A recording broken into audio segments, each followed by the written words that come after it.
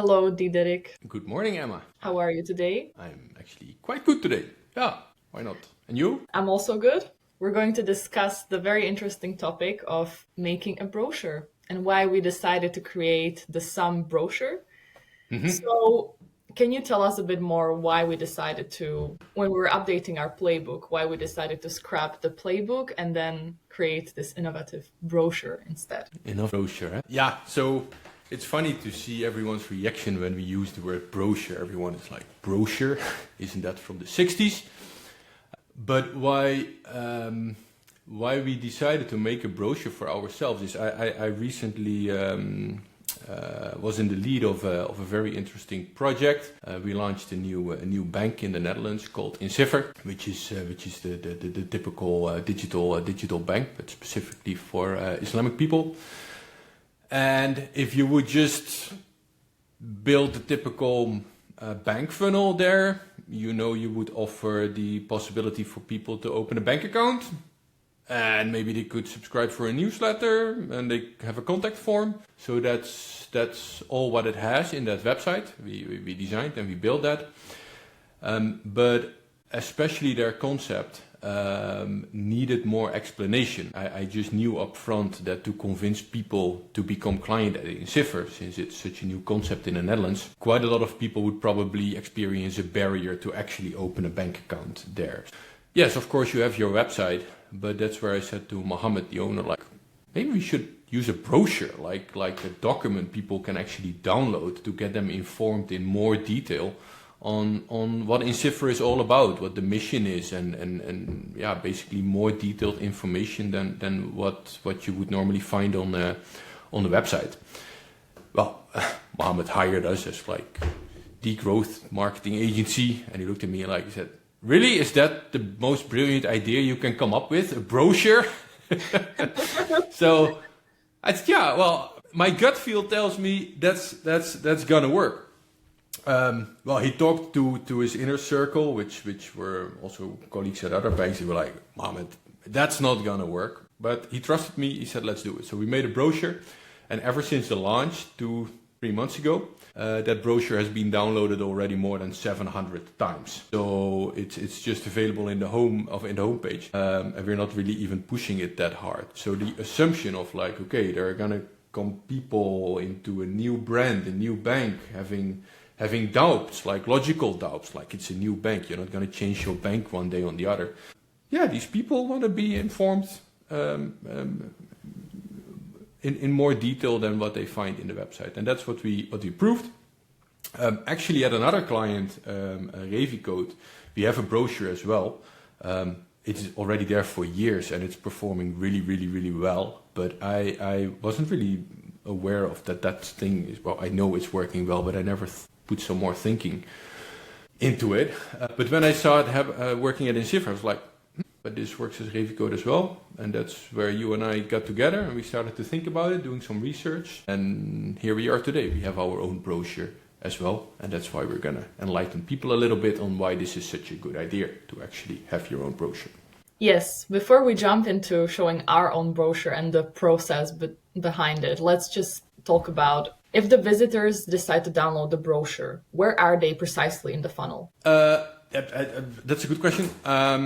Or the customer journey, should I say? There are a bit two parts to that for me. So we have this customer timeline, right? Yes. Let's right now. I can show that. Yes. So everyone is this one. So everyone is familiar with the funnel and all this. In essence, it's a timeline. The funnel is also a timeline. So what we're using is not a funnel, it's this customer's timeline. And what is nice about this concept, and that you see in those 6 phases, is that we plot the journey on the phases of, okay, somebody is having a first thought. Let's take the example of Incipher, of the bank again. So I don't know Incipher, and I see an advertisement, or I see the first billboard of Incipher. And that's actually my first thought around not even so much the company Incipher, but like, hey, this type of banking is now available in the Netherlands. What is it all about? So from that point onwards, you want people to go from first thought to passive looking to active looking, and actually in the end deciding to open a bank account. You're going to use it for the first time. That's the 5th phase, and from there you want people to stay and be happy customers on the long term. So phase 5 and 6, let's park that for now. That's about existing clients and getting more value out of them. If you plot the brochure on those 4 phases, it's actually very, to me, common sense. I had a nice chat with our colleague Nick a while ago, where we said like, oh my God, the whole online or even the marketing space as such, it feels so complicated today. There's such a vast amount of things going on, and whether it's automation, if you open LinkedIn, you get an instant headache from all the stuff which is going on there. So in this maze of everything which is possible, I had this conversation with Nick, like, okay, let's take a step back. What is common sense marketing? Then I got to the point that my dad had a real estate agency back in the days, just in a small quirky town in the south of the Netherlands. And he was in the center of that town. People walked by, and my dad was there with his colleagues, and every day was about how do we get more people into our, let's call it store or office store. Let's call it store for now. And in there he had a brochure. So I was like, yeah. How did it work back in the days? Somebody walked in, so you got the opportunity to shake hands, you had a chat, you got to know each other, and when somebody left, we always said like, would you like to take our brochure? And then most of the people said, yes, sure, that's interesting, we're going to have a look at it at home, I'm going to look at my partner, at the brochure. And then the question we always asked was like, okay, but can we write down your phone number, and can we give you a call in a week? And every single person said yes to that. Yes, of course. Well, and 1 week later, my dad called those people, and he had a natural, pleasant chat from which often business or a new client came out of it. Well, if you would have done that just on the street, if you would just stand on the random corner of the street and try to push your brochure into somebody's hands, everyone can understand that the percentage of people actually walking away with your brochure is going to be much less than the ones who are already in your store, right? And I think this explains why this brochure works so well, because looking at the customer's timeline again, these are people who are in phase 3. So talking more in marketing technicalities or KPIs, to conversion rate or people actually wanting to walk away with your brochure in phase 3 is very, very high. You asked at the beginning of this chat, like, okay, it replaced the playbook. In our case, yes, but everyone knows the white papers and the guides or even the free content. Many of these things are for people, to get people from either in the first thought or from first thought to passive looking. And that's very, very hard at the moment. But a lot of people have barriers now to download this stuff. Yeah. But for the people who are already in your website and they know they're at the right place, downloading a brochure and even feeling familiar with the word brochure is my assumption. Like, okay, everyone knows what to expect from a brochure. People download it. So it's for people in phase 3, helping them going into phase 4. In a brochure, that's also not the moment you actually sign a contract yet. So I don't believe the brochure is really plays a role in phase 4, but it doesn't help people really sign on the spot. Then another thing needs to happen probably after that. And to me this makes a lot of sense. I think we're going to put some more thinking and some research in it. Also talking to some people, especially when we're going to be able to talk to people who download our brochure. Till now we see it work at our clients. Yeah, let's test it out and also A/B test different headings and see from the data if it's indeed true that this works in this phase of the customer journey. Yep. Okay, let's move on to the process of actually creating our brochure. So as you said, first thing, we did some research, which I myself did. So I have this Notion article, some best practices for creating the digital brochures, and just some basic, what is a brochure and exactly what does it help do? So I found a great quote that I think also touches upon what you said. So if the info helps someone get to know you, it belongs on your website. But if it helps someone choose you, it belongs in your brochure. Mm-hmm. That's what we try to do for our brochure, the SUM way. It was a very eye-opening one, you know that, right? This was where it totally clicked, because a skeptical comment could be like, okay, but you have your website, so why isn't the brochure a one-on-one with? But if you approach it like this, it's really not. So I really like that one-liner. Repeat it again because it's really good. If the info helps someone get to know you, it belongs on your website. But if it helps someone choose you, it belongs in your brochure. Yeah. And if you really grasp that, then you also understand, and people will see it in our own brochure in a minute. Then you're gonna put different things in your brochure than what you put on your website. Yeah, which also clarified many things for us, how we decided to position ourselves and how we unify this now in our brochure and across our website. So how it differs and what story the customer will get from these different touch points. So that was also a very useful exercise for us, I think. So just some overall advice and best practices. So before you start writing your brochure, just take time defining your goals and audience and try to find the balance between customer-centric, so speaking to their pain points, but also to present your service catalog and for them to learn more about you, because that's what they want to learn, because they did show interest in downloading this brochure. And try to be as transparent as possible when it comes to pricing and way of working and methodology or anything you feel like it's relevant. And think of all the barriers that the potential clients might have and try to address them and clarify them in the brochure.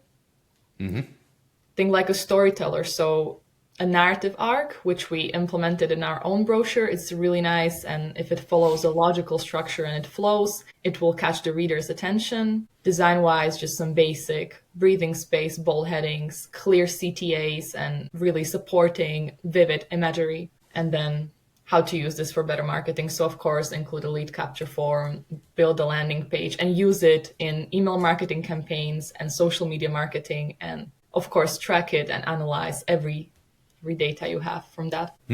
Yeah, and here we mentioned digital brochure, right? So I think also in our case, and I know Revico did it as well. Probably you're going to print it as well because you want to give it to people. That's the cool thing about this brochure. That's a little bit different with some kind of white paper with some whatever topic. So I really believe it belongs in the toolkit, especially for salespeople as well.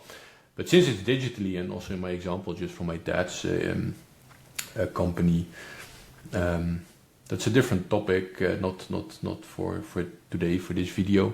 But I would really like to encourage everyone to just put a brochure in your store. And if your website is also your store, not literally store, but your website, your office where people are, just put it there. Put it at the exit, put it on a shelf, let people just look at it, just download it, just read it, take it, and yeah, that.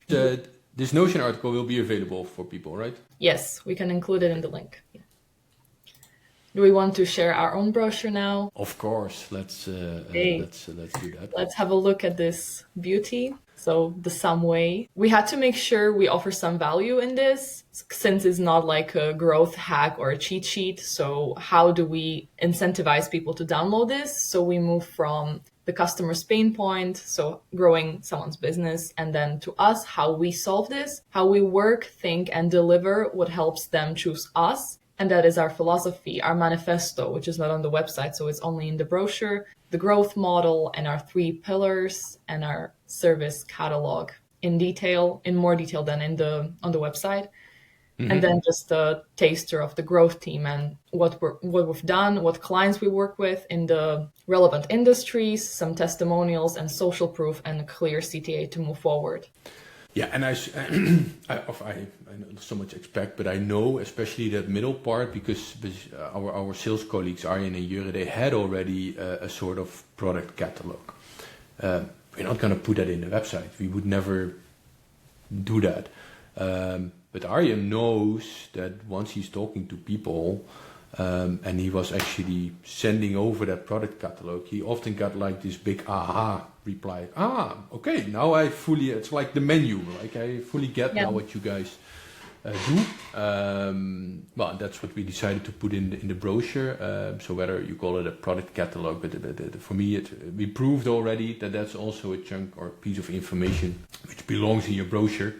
Because that's exactly, the menu is where you decide. Going back to your one-liner, and And what I experienced is it's a very valuable process to go through, right? So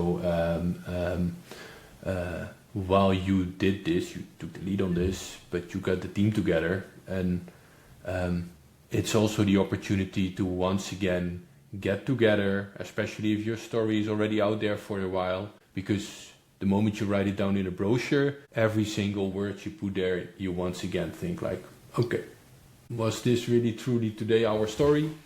Still, so also that exercise I experienced as very valuable. So yeah, good. Many feedback rounds about the content, but about the imagery and everything ties into your brand story, and you're going to leave with a more unified understanding of what is it you do, what is it you bring, what is your value, unique selling point, and everything. Yeah, and to finalize now, the interesting thing is if you go back to the cover, we call it now the SUM way. So the first A/B test is going to be what the difference is if we would just put here the SUM brochure versus the SUM way. So then we go back to what we discussed earlier. Let's see what the word brochure does. I hope the SUM way does as good or even better than the word brochure. Then we can prevent using the word brochure. But let's see.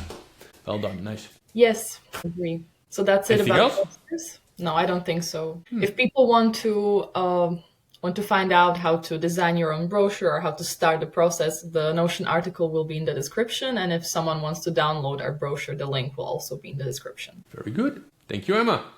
Thank you, Diederik. Have a great day. You Ciao, too. everyone. Bye-bye. Bye-bye. Bye-bye.